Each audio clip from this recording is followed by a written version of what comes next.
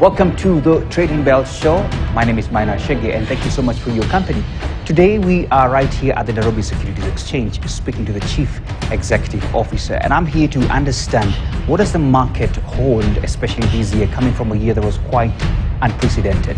We're hoping to get these insights and probably what you can do yourself to ensure that you get yourself into the investment cycle right after his profile. Geoffrey Odundo is the Chief Executive of the Nairobi Securities Exchange PLC.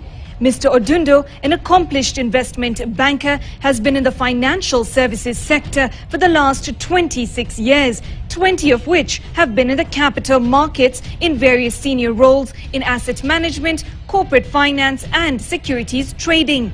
He is currently a director of the Central Depository and Settlement Corporation Limited, director of the NSE Clear Limited and a trustee of the NSE Fidelity Funds. He is a member of the Central Bank and Consolidative Forum for Domestic Debt Market and a council member of the Institute of Certified Investment Financial Analysts. Mr. Odundo is also a director of the Association of the Stock Exchanges of Africa and is a member of the Thomson Reuters Africa Customer Advisory Network.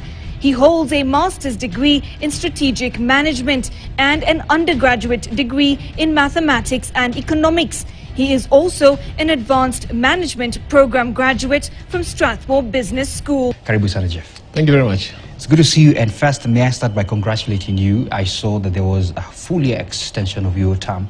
That must be good news. I think it's very, very good news. Yes. I feel very privileged Yes. to have been given the opportunity to serve one more year. Yeah. I think we're right at a very defining time at the NSC, Yes. where we've done a lot of work in terms of building products, markets and infrastructure. Yeah. And we're now ready to actualize some of the benefits. And I want to be there to help see some of this through. Come into fruition. Yes. Yeah, so I'm very excited, and I think it also gives us time to close out some of the key projects and our strategic plan. Yeah. We had infrastructure improvements, which we made very good progress on, digitization, Yeah. product uptake, and I think it's. I feel very well. I feel very privileged. Let me just say that. So Yeah. that even if once we complete this process, the next leadership will be able to build on that momentum. And for me, I think the 1 year will be a very gracious one to work on. Great, and we can't wait to see what is being unfolded. Thank you. Well, last year was quite a bit of, if I may call it, flat because of how the challenges were, not only just here in Kenya, but globally. We saw the markets really not performing as expected. And now this is sort of, we're still in the first quarter of the new year. Are we expecting to see something different, putting in mind that this is still quite a challenging year, especially economically? Yes, I think it's going to be a very defining year for us, as I started saying. So this is 2023. Yeah. It's 1 year away from the end of our strategic plan, 2020-2024. Okay. So we keep tracking that and seeing where we are in terms of our deliverables. Yeah. And I think when we did our midterm, we realized that we've done most of the things. We've done infrastructure improvements, product development, and building the profile and brand of the NSC. The missing link is the market size. Yeah. The market size hasn't grown much. Okay. It hasn't grown because no new companies have come in of good sizes. The level of liquidity is not as high because stocks are concentrated on about 5 or 6 counters. Yeah. And so market is sort of skewed at the moment. And so working to bring in more listings is where we want to put a lot of effort on. Okay. We got commitment from the national government to do 5 listings. Yeah. We equally said we're going to do 5 But I wanted listings. to ask you, how are we looking forward to this? Very much. I must say that we want to play our role as private sector to really actualize some of the plans we had around listings. Yeah. We're starting off with the listing of an IREIT in a couple of weeks. Wow. Where a substantial IREIT, almost 6.7 billion. Wow. And a number of other IREITs will follow. So in a few weeks, we're ringing the bell. They're ringing the bell. Okay. They're ringing the bell. The bell ringing is starting. And also a number of private sector companies who had intimated had shown interest, Yeah. but now feel more encouraged because they can see an alignment between us and government. Okay. And so I'm very confident that this year we're going to see quite some listings, this year and into next year. Yeah. Because the listing process is not a quick turnaround. It takes a bit 3-4 months to finish a process. But that's the exciting part. And of course, government coming in and giving us some companies will also give us a good contribution. Okay. So let me just say that we began. I know the markets are fragile, given the global factors, the economic factors locally. Yeah. And so we have to keep our eyes on that, but it doesn't stop us from still continuing to sell the value proposition for the market. You've spoken quite well in terms of some of the factors affecting the market and really what you plan to see and hope to see, especially after the president's visit here.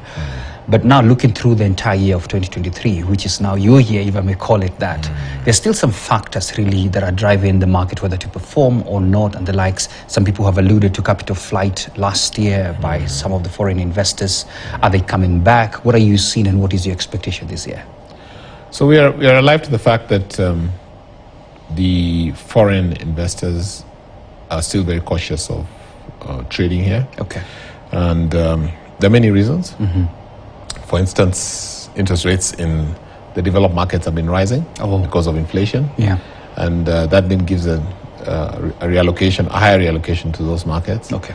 But I must say that we have to think about how do we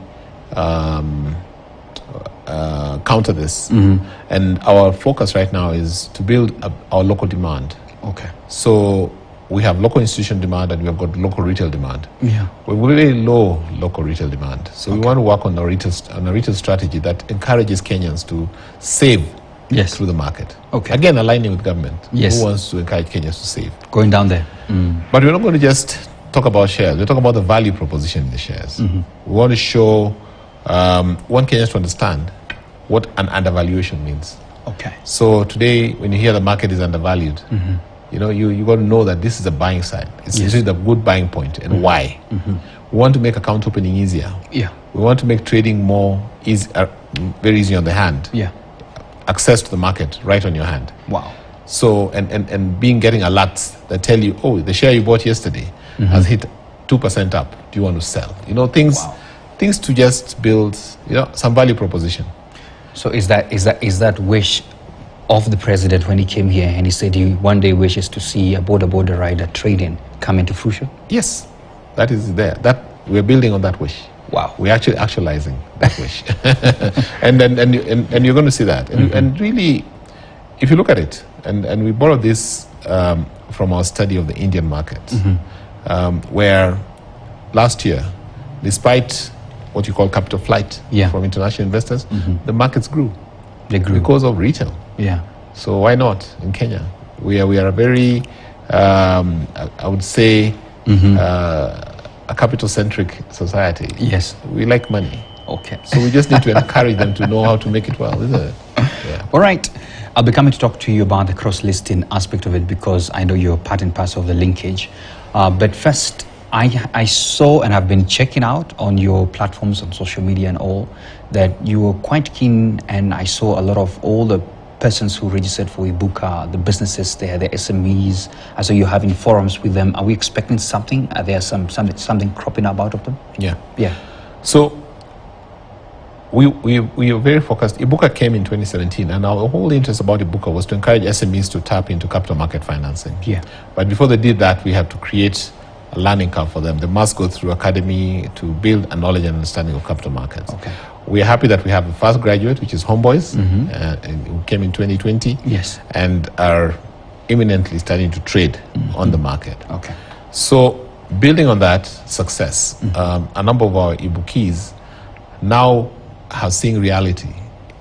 Yeah, they've seen Homeboys grow and now be able to attract investors. So they're seeing there's an actual value proposition of coming to the market. We recently held a very good seminar here where we had a panel with the Homeboy CEO, and he was able to speak about the value he has seen since he started the journey under the Ibuka program. Now that testimony is resonating with all aspirational companies. Yeah. All of them who came here have a dream to ring the bell at the exchange. Wow. but they needed to feel it. And I think Homeboys has provided the good start to that.